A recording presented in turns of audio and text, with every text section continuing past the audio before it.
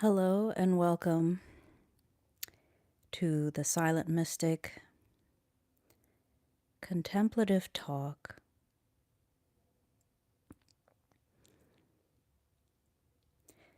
We have done a few of these talks so far, and the theme of this talk seems to emerge as it goes along, so it's not entirely clear what the topic will be. But what is clear is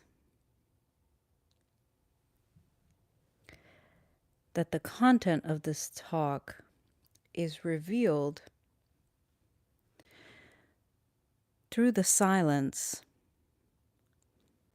through the space of contemplation.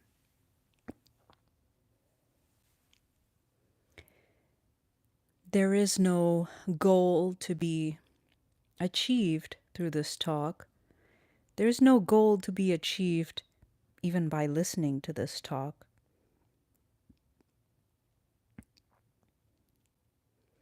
It's merely to be experienced in this moment.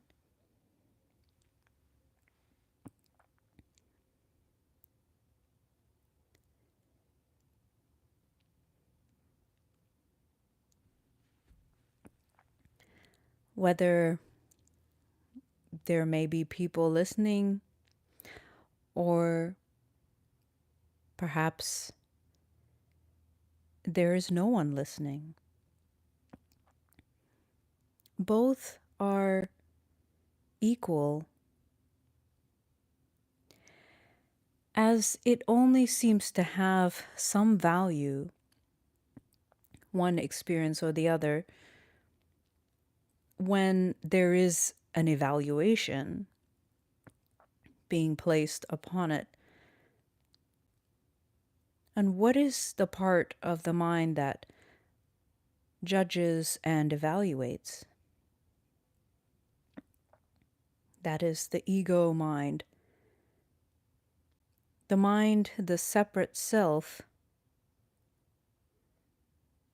that believes that it is separate from its source, who has seemingly left its source to come into a fabricated dream world or mental projection.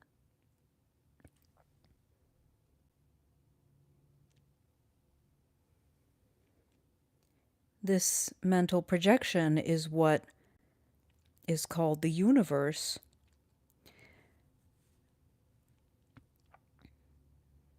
The result of the knowledge of good and evil. That tree that gave the fruit of good and evil is the tree of duality. It is the tree that gave rise to the ego's world. It's all symbolic.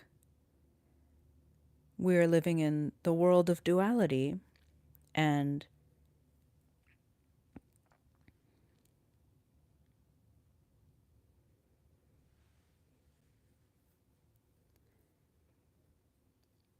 this is the ego's world. Everything in this world appears to be upside down. Just like in Alice in Wonderland, nothing makes sense. The things that should be are not, and the things that shouldn't be are in this world. It's a kind of warped crystal ball that consciousness seems to have been sucked into, imagining itself as a body in a world. Not unlike a video game character. The dreamer itself chooses one of the bodies to identify itself with and looks on a world and plays through a world which seems to produce all sorts of conflict and challenges and adventures, mostly negative. And why is it negative? The world of duality, positive, negative, good, evil, light and dark. But why does it mostly generate suffering? Why does it mostly result in pain? It is because this dream world is not our true reality. Our true reality is at home in God. God is our true self. It is where we belong. And when the mind leaves its home to go anywhere except its own true self, when God takes its attention away from itself, away from being absorbed fully in itself, and fixes its attention on something seemingly external to itself or outside of itself, which is an impossibility, but this is merely a hypothetical. When the pure awareness of God leaves its own center and dreams up some other reality other than itself, God dreams up a world outside of itself, then you have a world of good and evil. Essentially, consciousness has taken a bite of this apple that has the knowledge of good and evil. That one simple thought, seeming thought that said,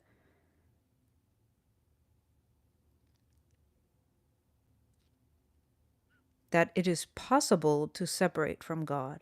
It is a tiny mad idea that God itself has believed. It seems so. It only appears to be so. You only appear to be existing in this world, but you don't actually exist in this world. This world doesn't exist. It is only a dream. Your whole life has been a dream. Everything that your mind has been fixated on since the so-called beginning of your life, which is not life at all, it's in fact death.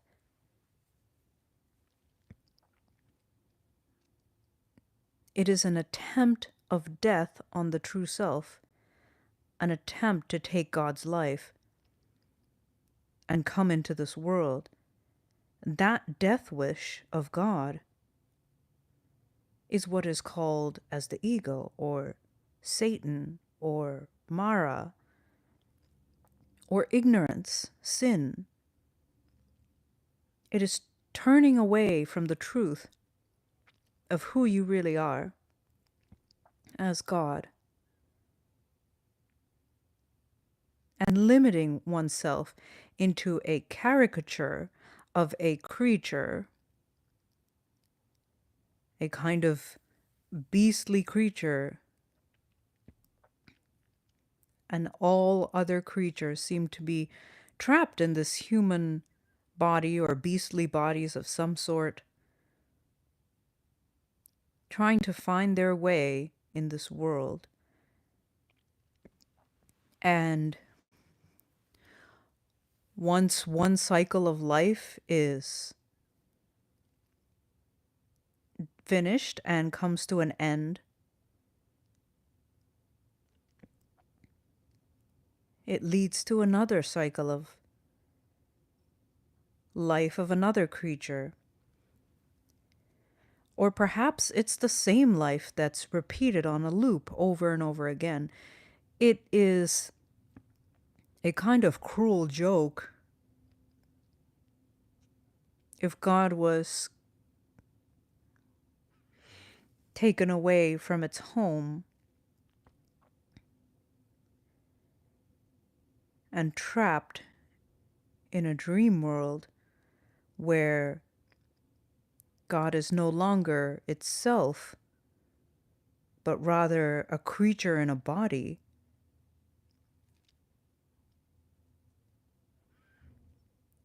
God does not belong in any body. It does not belong in any physical form. The only one that desires a separate existence in a body is the devil. The physical world is the devil's domain, otherwise known as hell. So this is the hellish realm. And any realm of duality, that is, if one wakes up as a perceiver of a world outside of itself, if one wakes up perceiving itself to be contained within a body, this is indication that this is a kind of hell. All duality, where there is subject, object, opposites that one can observe, when one wakes up into such a reality, no matter how etheric or high it becomes, it is still duality, and duality is always hell. If it's not heaven, then it's hell. And even this is not quite correct, because there is no heaven and hell as if it were two opposites. There is, in fact, only heaven. Only heaven exists.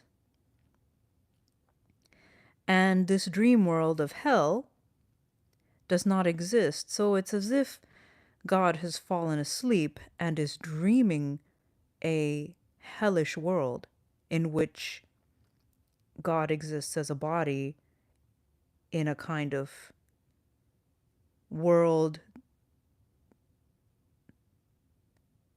where there is suffering, scarcity, competition, pain of the body, old age, aging, death, sickness.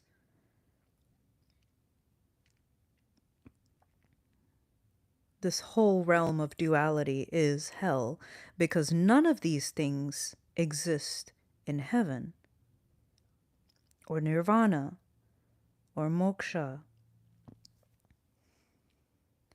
Something to be said about nirvana, this state of non-duality, is that nothing arises, nothing is created in that realm. Nothing is destroyed. Nothing is created or destroyed in the realm of non-duality. Nothing arises and nothing passes away. Nothing is born and nothing dies. Nothing is hot or cold. It's a realm that is so far away from the human ego mind's imagination that it cannot possibly fathom what that is. A dualistic mind cannot grasp non-duality. The truth is that your original state, the state of the mind of God, is fully abstract. It exists in spirit only. There is no physical objects there. There are no five senses there. There are no bodies.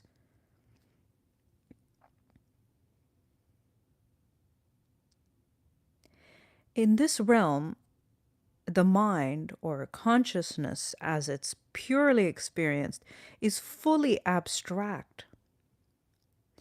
It has no concrete forms. It has no specifics. It is merely the source of all peace and happiness and love. These are the things that the human mind, the human ego mind, is constantly on a quest to search for in this dream world. It's constantly searching for peace and happiness and love. And not only that, it's searching for it out there in the dream world. And it imagines all sorts of scenery, of different densities, of different realms. It imagines all sorts of things, all sorts of forms, colors, shapes, sensory objects of various types. And it sees these things outside of itself. And all of that spinning around, spinning a web of illusions around itself. All of that is analogous to a car spinning its wheels trapped in a ditch in the mud. Because those things, peace, love, and happiness, cannot be found in any realm of duality outside of oneself. This realm of non duality comes from the very core inward. One has to go very deep inside into one's own mind, excavating the mind, excavating through all of the false illusions, beliefs, perceptions, everything, in order to reach that place of complete emptiness. The very core of yourself is God. And that God is truly and completely empty of all form. And this ego senses this to some extent. It knows this. And as your awareness starts to turn away from the world and goes within, as it starts to go deeper and deeper, it uncovers more and more of the ego's insanity.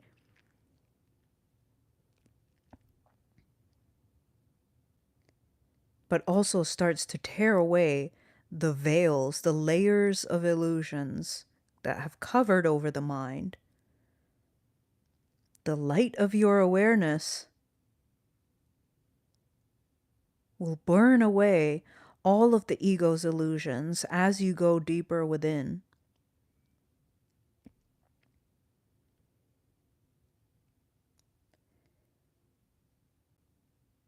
And the light of God, the pure awareness that you really are, starts to shine through. The world starts to become less and less real and solid, and you, the real you, starts to become more real in your experience. When you started life in this world, it seemed that the world was very, very real. And the more real the world was, the more unreal God was to you. This is something you must admit. The lifetime starts with complete disbelief in God and lack of knowledge, a complete forgetting. It's like a game. Will you find your true self before this body dies? And if you do, if you find that point of death, what the ego calls death is death of the body and death of itself. What the ego calls death is actually eternal life. As you go to the center, the very nucleus of your own being, that's where God resides.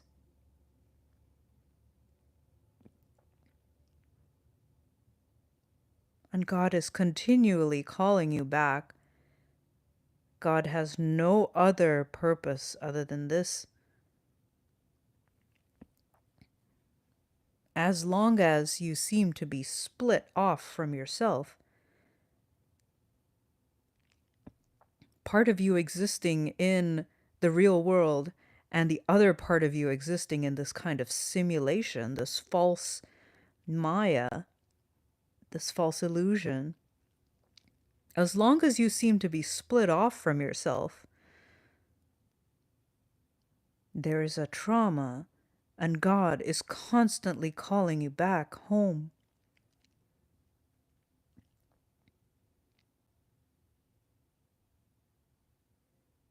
There is a need to heed this call. As the consciousness starts to wake up, turning its attention away from the world, as God starts to wake up from its slumber, it starts to become aware of itself. There may be dreams of a guru entering your mind. And maybe at first the fear of the ego pushed that figure away, but eventually it would knock on your door and you would open that door because your desire is to awaken. Your desire is to leave this world.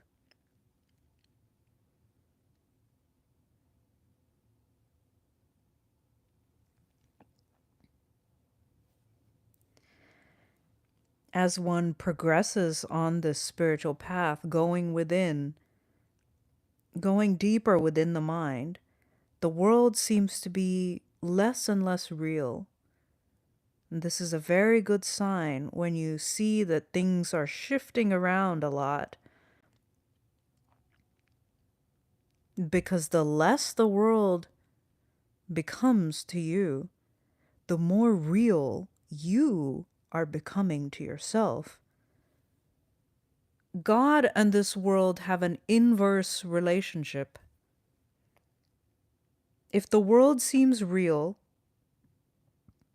then God is not real to you.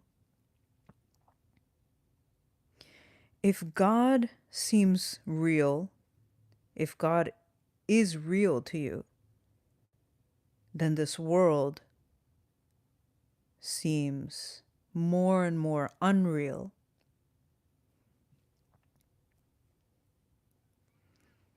And this is one way that you can know you are progressing on the spiritual path. You are becoming more interesting to yourself, and the world is becoming less interesting to you. And whatever your interest is, that's where your attention will go. And energy flows where your attention goes.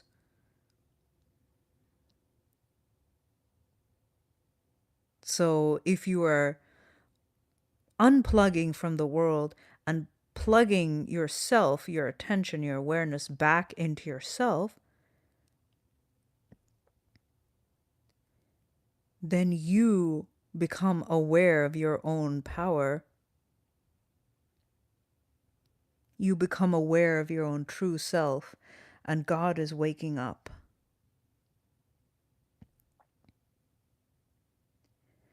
Initially, there may be many signs and symbols signifying the call that God has for you.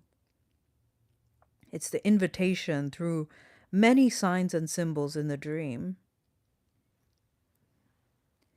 And one comparison or analogy of this would be in the Harry Potter books, where Harry is called into this journey by letters, letters of invitation. And when one letter was not seen, there were more letters that came through. There, that call, until it's answered, will always be persistent. This call is also seen in the movie Frozen 2, where Elsa is called by a siren song, and it's persistent until she answers it. It's the call of God, it's the call of the divine to come home. Stop messing around in this world of duality. Stop tinkering with the toys of this world. They are nothing. They don't mean anything because they were not created by God. The only thing that is of value is yourself, your true self.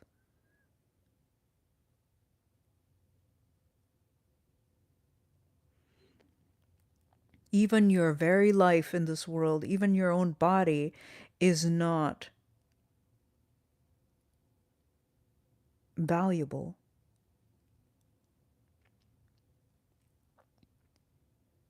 It is only relatively speaking that your body is valuable in this world and your life is valuable.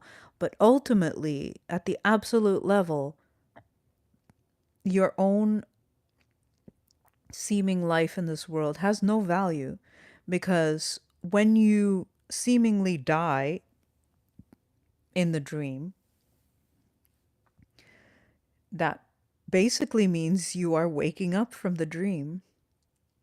You are leaving this dream. And if the mind is not, if consciousness, if your awareness has not awakened from the dream enough, strongly enough, especially at the point of death, then it will fall back asleep and so called reincarnate into another dream. It starts projecting another world. It renews itself in a body anew.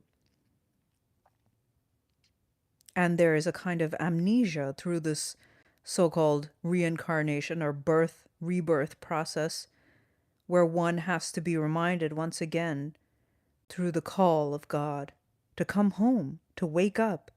You're dreaming.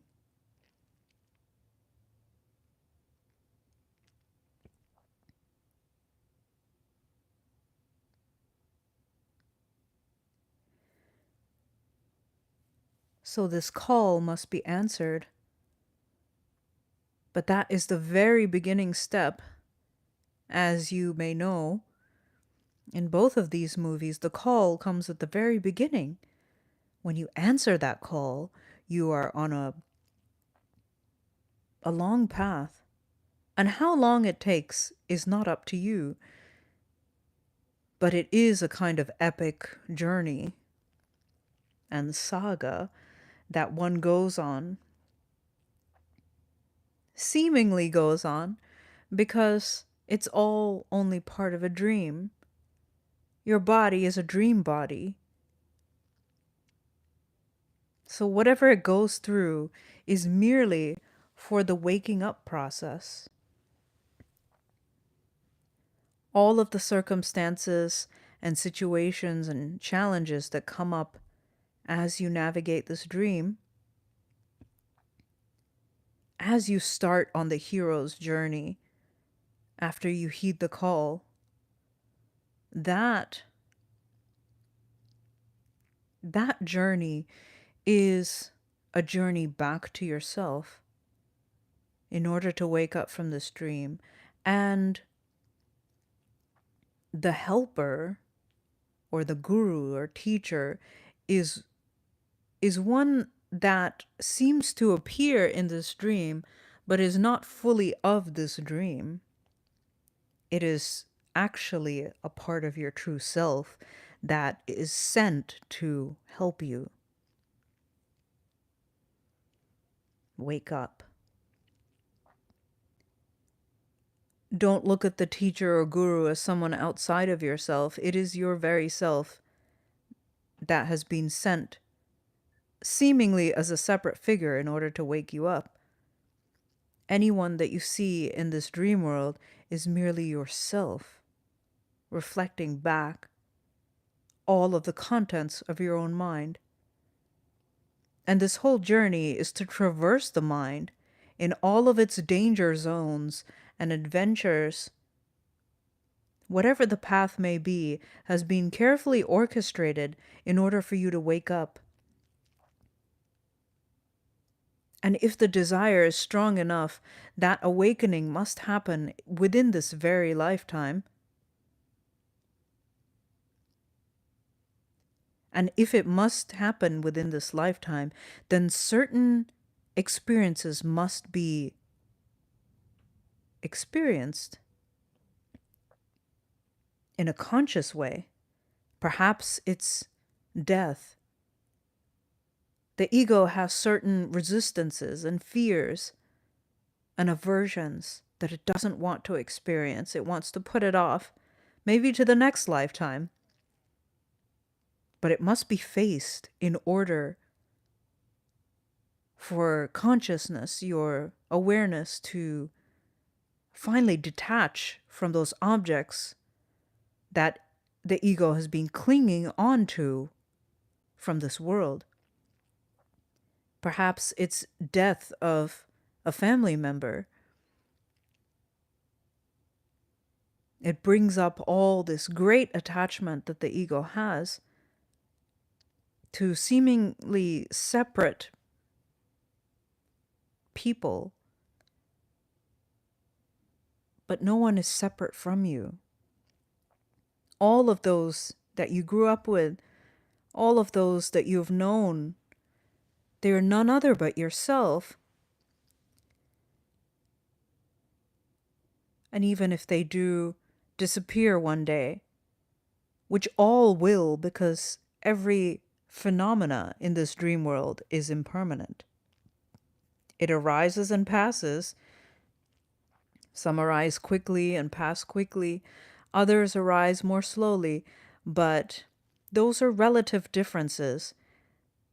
The absolute truth is impermanence of this world. And anything that is impermanent is not real. If it's not eternal, then it is not worth clinging on to. So this hero's journey will expose all of the attachments that you have, that the mind has and must let go of. And in the process, the mind continues to awaken more and more. It releases the clinging, the attachment, and the suffering that comes along with it.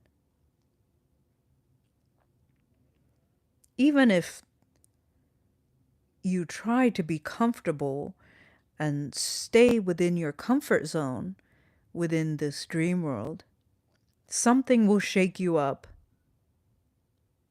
to your very core.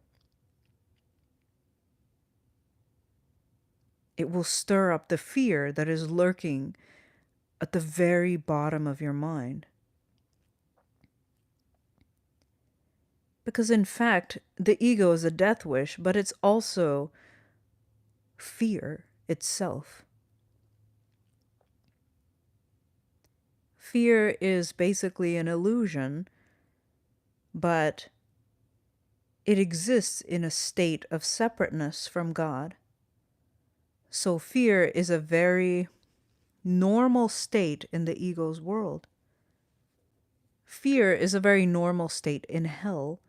Fear, hatred, anger, jealousy, pride, animosity, ill will,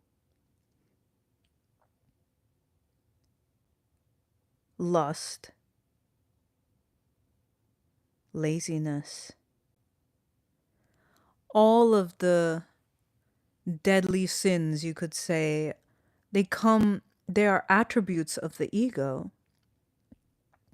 And they are that way because they are everything unlike your true self. They're everything unlike God. And all of the creatures in this world of duality seem to be stuck and struggling with these qualities as if this is who they really are. But this is not your true nature.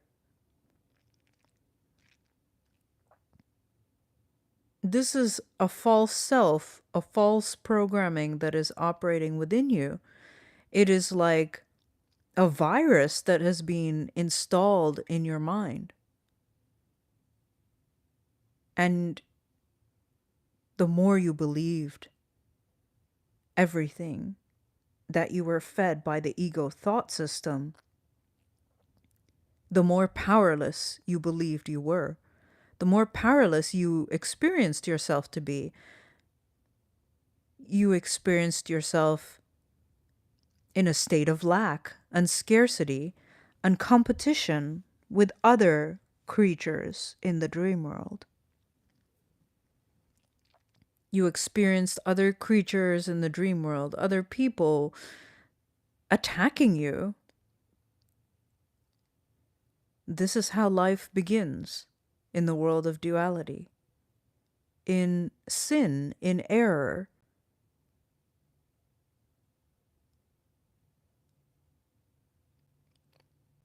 There was a desire to leave one's own home.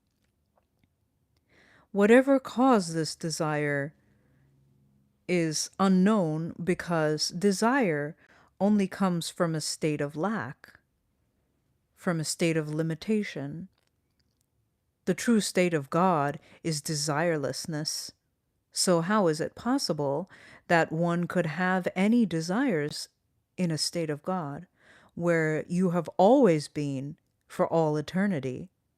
So, as you can see, the truth is you never had any desires. You are still existing in God. You only believe that you are living in this dream world, this simulation, this false reality. And as long as you are asleep, this world seems to be very real to you, just like in any dream. When you are fast asleep, you are caught in the illusion. And the spiritual path, once you answer the call, will show you all of those places in which you are deeply asleep and deeply programmed in your mind. And it is your job to team up with your guru, your teacher, the spirit that is guiding you, asking for help, praying for help, to be released from this bondage, from the bondage of deep sleep, the deep sleep of death that has brought you into this dream world. Ask to be awakened whenever you have a situation. Perhaps it's a bodily illness or ailment. Ask for help from God, from Spirit, from your teacher that is a symbol of the divine. ask for help first from that source, because it's showing you where you have the most attachment, where you must let it go, where you must release the attachment. And this is also what is known as forgiveness. You must forgive the whole world. When you forgive the whole world, you start awakening. When you release your attachments from all the things that seem to be bothering you and causing you this state of suffering, it is not the outside world that is causing you a state of suffering. It is your attachment and your clinging and the mental defilements inside your own mind that are causing the suffering. So take the blame, the pointed finger, away from the outside world and point your attention directly within yourself.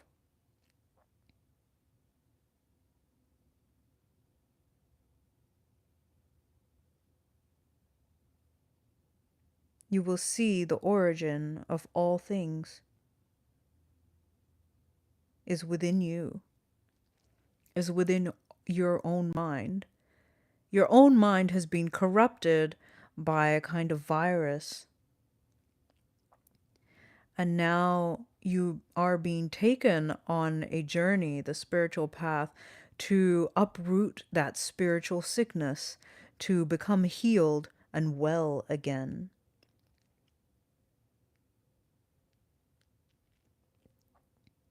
And there is much talk about faith. Faith is belief in the unseen. You cannot see God through your five senses. You cannot perceive God. But when you know, when there's a knowing inside that God is real and that you have experienced its presence within you,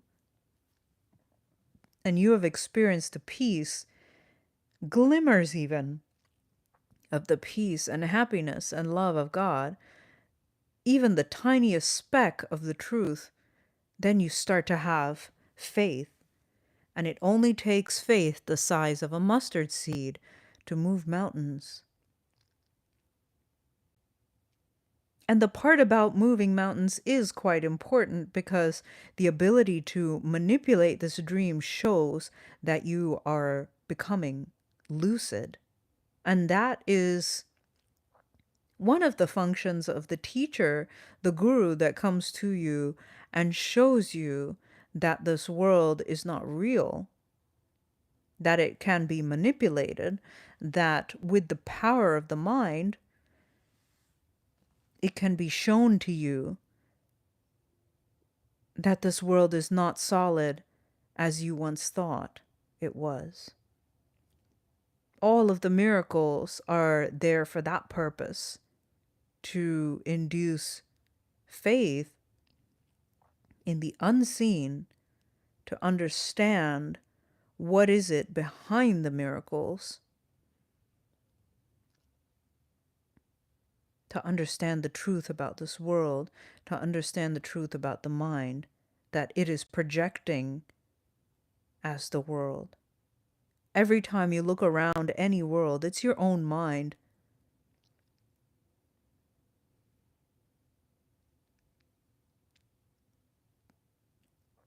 And no one outside is doing anything to you, because when you dream up a dream and there's a character that comes to you and starts attacking you, it may not be apparent at the time that this is in fact your own self, your own mind that is attacking itself. This whole world was made as an attack on God. In other words, this whole world was made as an attack on yourself. You have done this to yourself.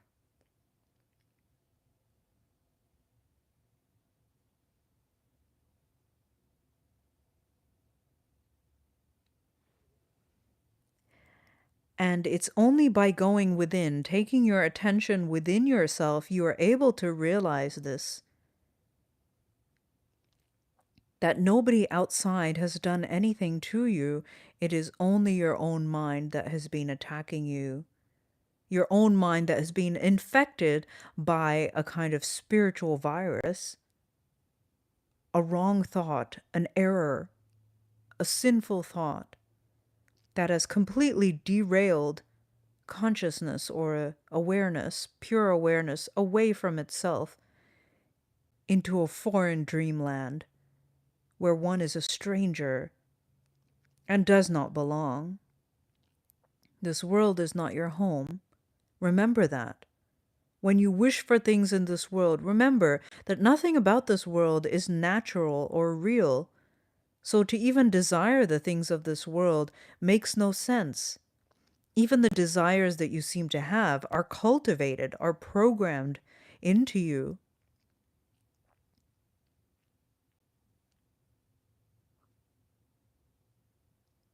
So you can still act and move in the world, but releasing any attachment to outcome.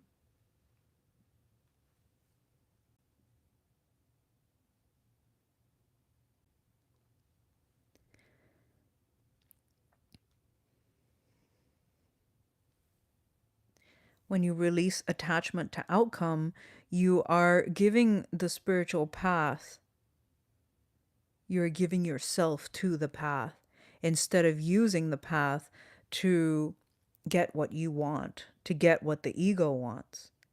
Because in fact, it is not you, the real you, that desires anything in this world. The only thing that desires something in the world is the ego thought system, is the virus itself, is the error, the sin. And it will always desire something. Even if it achieves and attains the thing that it thought it wanted,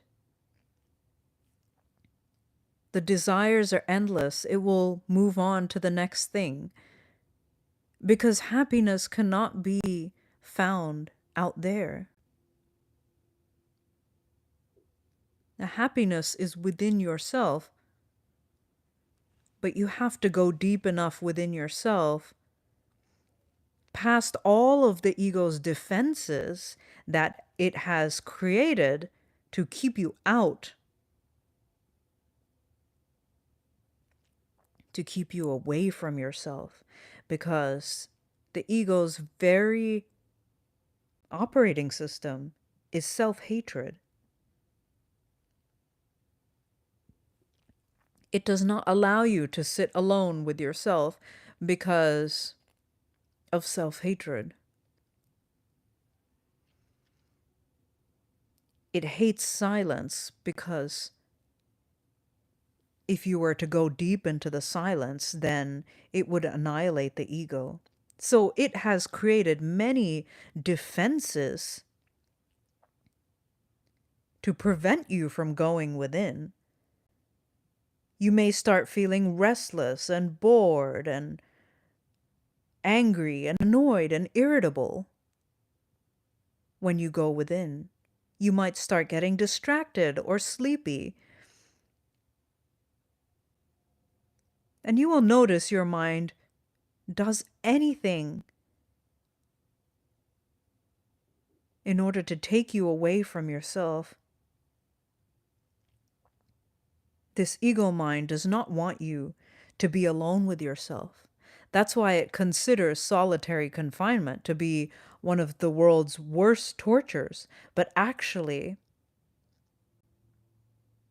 if it is approached with the proper intention, this can be the greatest liberator of all. It can lead to God realization, realization of who you really are. You may know people that avoid being alone. They hate being alone, or they hate silence. They always have to be talking or making noise. They call silence as awkward or negative, or they make all sorts of labels upon that: boring, useless, unproductive.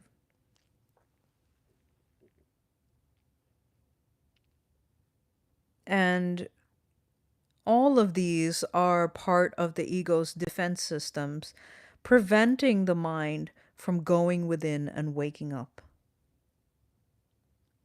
When you start meditating and you sit within yourself, you may notice all sorts of distractions come up, or people trying to detract away from your practice, calling it strange or even sometimes evil, sometimes saying this is of the devil. All of this is ego defense. In other words, Satan has a defense system against moving towards God. And it will even use so called religion that is supposed to be reconnecting one back to God. It will use even religion to create a defense system. It is very cunning in a manipulative way, but not in a wise way, just to perpetuate itself, because the only thing that the ego cares about is its own survival. It does not care about anything else. It does not even care about the survival of your own body. Ultimately, it's only concerned with itself.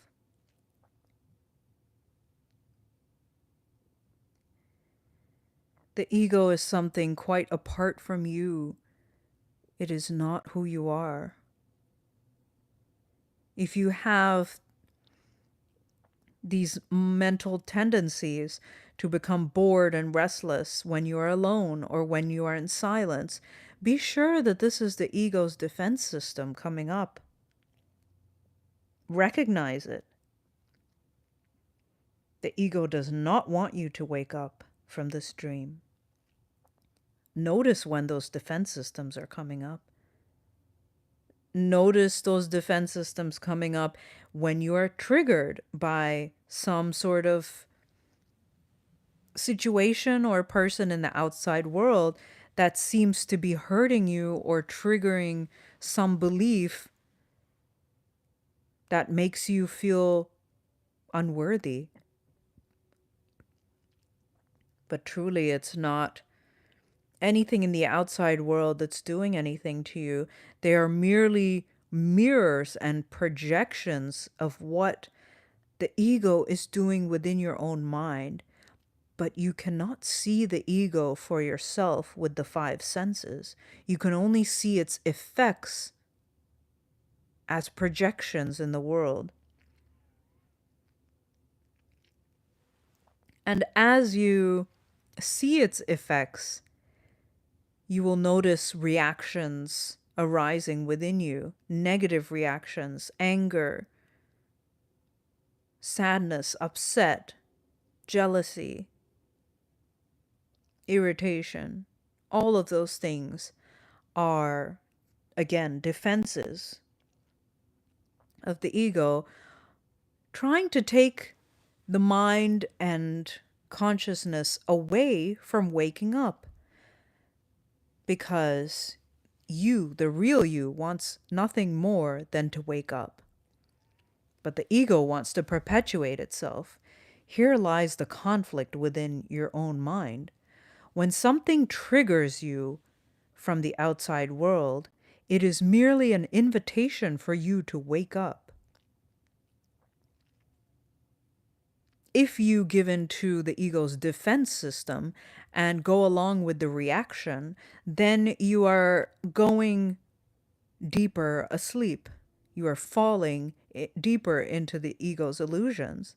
But if you use this as an opportunity, you recognize that this is the ego's defense system, then you can go deeper into this experience and realize that there is something that the ego has done to attack you using a false belief system, and that is being mirrored to you by the outside world. So instead of attacking the mirror, go within and find out what that is. Shine the light within yourself, and you don't need to analyze any of it. You merely need to look within when you are provoked, when you feel the ego's defenses coming up. Notice, just notice. Go within and look. You merely have to look and do not judge what is happening, because all of what is happening is merely programs from the unseen. The ego cannot be seen, but its effects are all around in the world. When you look directly within at yourself, you are starting to uncover the source of what is happening out there. And as you do this, you will realize, you will be brought to insights. Insights of your part in the situation, perhaps, or how the situation may be perceived differently. In this process, forgiveness arises in the mind, and the mind is able to release the grievance, the defensiveness, the anger, the hatred, the jealousy. All reactions can be released once you look inside and stay with this for a period of time. This is training the mind.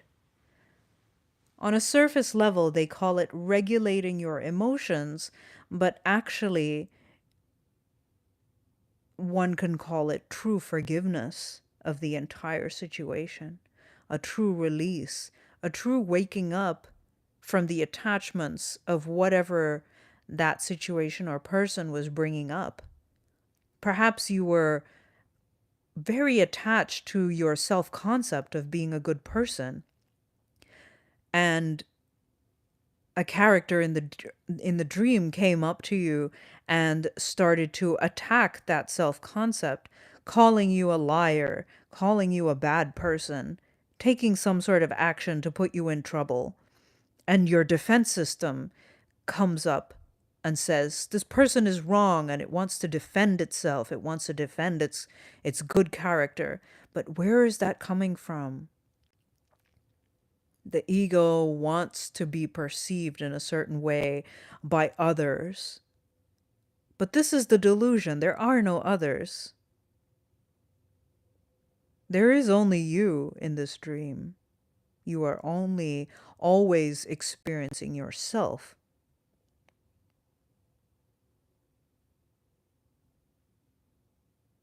So when you go within your own mind and investigate and just sit with it, quietly looking within and sitting with these emotions without employing any sort of technique, just sitting and allowing everything to come up and pass through your mind, through your awareness.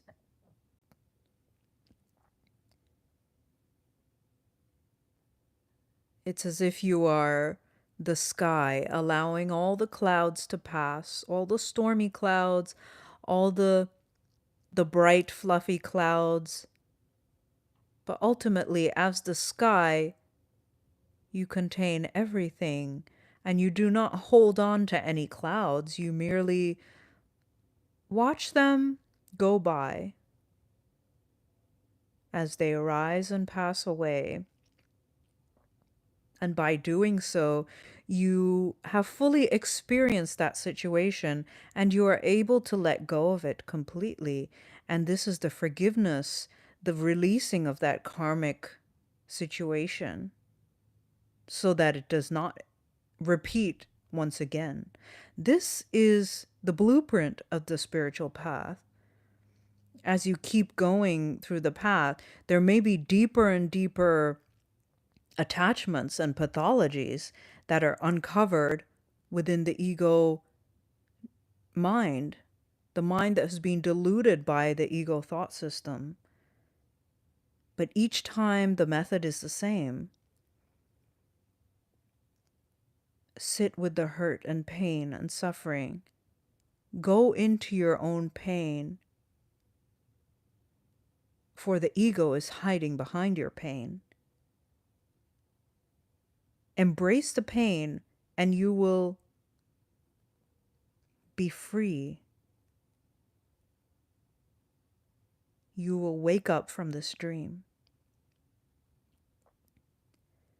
Give up all of your clinging and attachments to the things of this world, and allow whatever life has to give you to manifest. Allow everything to teach you. You don't know how life is supposed to be. You don't know what this dream life is supposed to be. You think you know, because the ego has an opinion on everything. But if you simply allow life to be exactly as it unfolds, then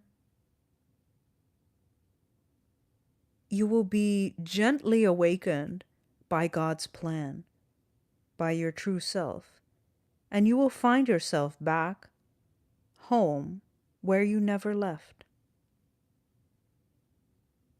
Once you wake up, the dream is gone.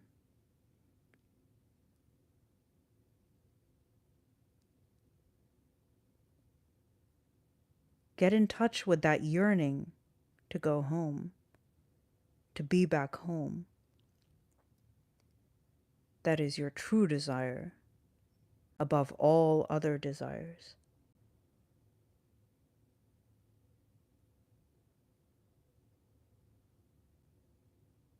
You never left home.